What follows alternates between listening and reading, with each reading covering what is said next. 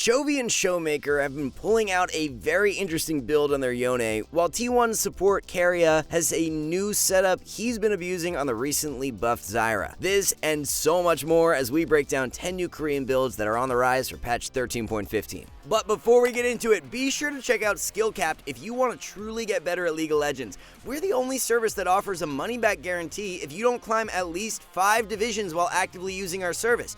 We do this because our service really does work, and if it doesn't work for you, you shouldn't pay. Learn more at the end of this video or click the link in the description below. Alright, now back to the video, starting with a few top lane builds. We've seen a pretty big resurgence of jungle Shyvana in the past 2 patches due to her 13.14 buffs, but she's also being pulled out in the top lane as well. It's a super heavy split push build being played with a Ravenous Hydra rush into Trinity Force 2nd and Hullbreaker 3rd. It's all about scaling with Shyvana top lane as she really needs the level 6 to spike hard and begin winning out in the 1v1. With Ravenous Hydra combined with the AoE damage from E and W, Shyvana can one-shot waves and provide her team with relentless side lane pressure. To amp up the dueling power even further, you want to grab Lethal Tempo for the Keystone rune. So that your split push power is even deadlier, look to run Demolish as one of the secondary runes. The summoner spells are quite unique with the champion as you are bypassing Flash and instead running Ghost with Teleport. The Ghost makes Shyvana's side lane power really potent because it easily allows you to escape situations where the enemy team tries to collapse on you. Especially if you are gold or below, top Shyvana is a super strong pickup right now. She does struggle a bit more in the higher ranks due to her weaker early game, but that's to be expected. We covered the recent rise of Trinity Force on Graves in our recent OP builds video, and another champion popping up with the item is Rengar. To be clear, this is for Rengar top lane and not Rengar jungle. Rengar has always been a very good candidate to use Trinity Force as his base AD is extremely high at 68. Only 5 champions in the game have a higher base AD than him. Why is this relevant? Well, both of Trinity Force's passives scale off base AD. So the higher base AD you have, the more power you're getting out of Trinity Force. Rengar players have finally picked up on this and have started spamming a very similar build to what we just featured on Shyvana. Instead of rushing the Ravenous Hydra, you are going to rush Trinity, go Ravenous 2nd, and then round it out with a Hullbreaker 3rd. The optimal rune page for this build consists of Fleet Footwork with Triumph, Alacrity, and Last Stand, roll with Second Wind, and Revitalize for secondaries. A build becoming increasingly popular for Jarvan over in Korea consists of running Spear of Shojin as a core purchase. In the past, it's always been Gore into Cleaver as the staple 2-item core, but that is starting to change. Koreans are really liking a Gore rush into Spear of Shojin 2nd, and it's currently the highest win rate 2-item spike by a long shot. Riot kinda snuck in this change into 13.14, but a big reason why this setup has been seeing more play is due to the Shojin buffs. Cost of the item was reduced and the health was increased. Just from base stats alone, Spear and Cleaver are nearly identical gold efficiency wise now, with Spear sitting at 113% and Cleaver at 116. It really just comes down to which passive is going to suit you better as to which item you choose for each game. Are you into a comp that will be stacking armor? Go Cleaver. If not, and especially in games where the entire enemy comp is squishy, definitely look to be building Spear of Shojin now as you will get way better value out of its passive than Black Cleavers. Rune page you should run with this build is Conqueror with Triumph, Alacrity, and Coup de Grace. Grab Magical Footwear and Cosmic Insight for secondaries. A build that has had a very high presence over in Korea but is literally non-existent in the western regions is Stridebreaker Udyr. Even though Demonic Embrace and Trinity are more popular in the western regions on Udyr, Stridebreaker is outperforming both on the analytical front. It makes a lot of sense as to why Stride is such a strong performer on Udyr, as everything about the item complements his kit very well. The base stats on Stride are quite literally perfect for a bruiser champion like Udyr, as you're getting AD, attack speed, health, and ability haste. The active slow is amazing as it allows Udyr to stay right up next to his opponent to hit them with a ton of consistent damage from his Q. Speaking of Udyr Q, key to note with this build is that you want to be maxing Q out first instead of R. Q first into E second and W last is the skill max priority for Stridebreaker Udyr. The complete core build you will want to run is Stridebreaker into Death Stance 2nd and Deadman's Plate 3rd. Rune page is Press the Attack with Triumph, Alacrity, and Coup de Grace. Best secondaries are Celerity and Water Walking. As mentioned during the intro, there is a really interesting new build popping up on Yone that well-respected pros like Showmaker and Chovy have been playing. It's definitely a bit of a head scratcher as they are building Even Shroud as their mythic item. Have crit items really fallen off that much? Gale Force was just nerfed recently, and although Infinity Edge was just buffed, it's still not performing exceptionally well on Yone. The rush rush item that Chovy has been running with this build is Blade of the Ruined King and then going Even Shroud either second or third. Chovy has been swapping around Mortal Reminder and Even Shroud in the second and third item slots. So does this build actually have any merit to it, or is Chovy just a god and can win by building anything? In games where your team has strong follow-up dive and lots of damage, going Even Shroud is not all that bad. You can easily proc the damage amp with Q to provide your entire team with increased damage. If your team is more on the tanky side though, and you need to be the main damage source, we really can't see Even Shroud being optimal at all. Who knows, maybe this build catches on and becomes meta on Yone, but for now, we see it as more of a situational setup and not one that is necessarily the most OP.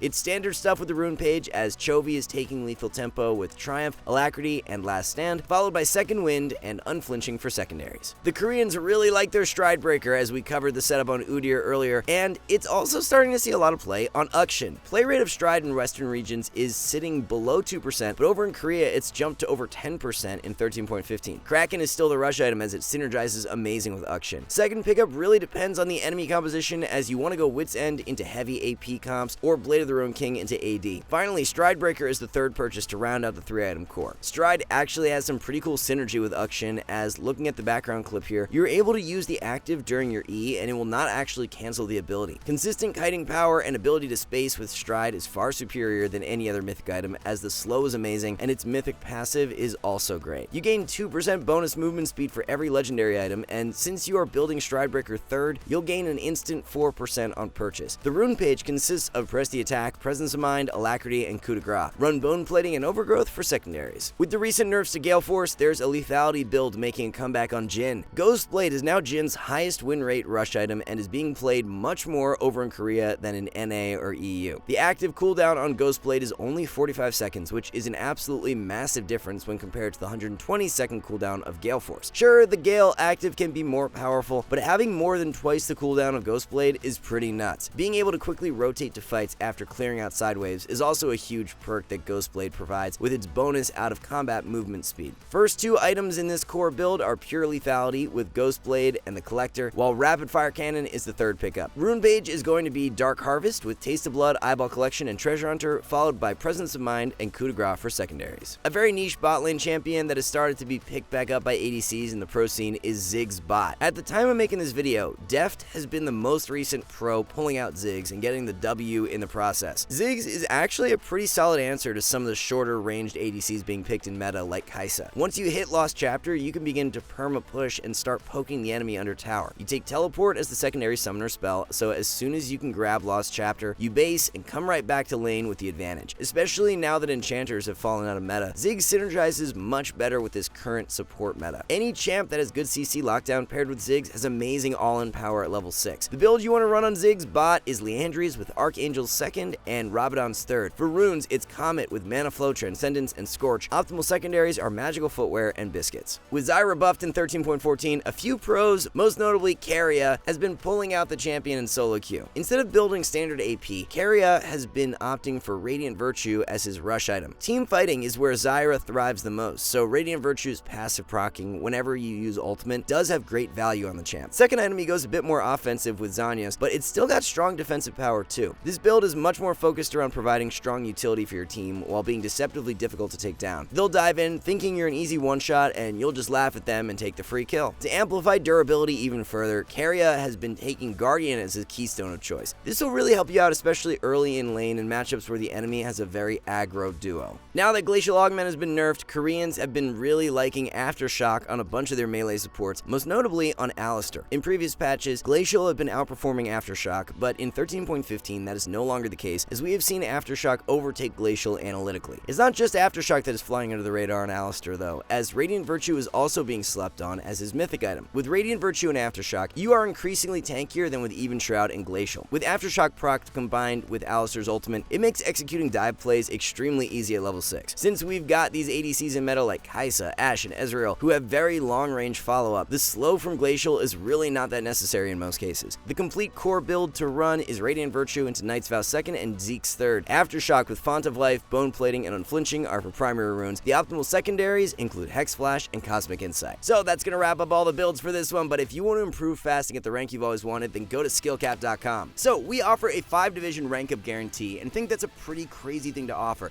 It's like a gym membership guaranteeing you'll get get ripped. Your local gym would go bust if they offered that, right? Not us. We've offered this for years because our service really does work. It works so well, in fact, that we're able to produce by far the largest catalog of premium league guides on the internet. We add over 20 videos a week with over 1,600 guides curated into over 100 courses no one can compare. We've also sent challenger players into ELO Hell 714 times and counting, where they commentate how to carry live. They also respond to all questions asked. Sign up today for as little as $6.99 a month if you are serious about improving. Thanks so much for watching, everyone. Good luck in solo queue, and we'll see you back soon.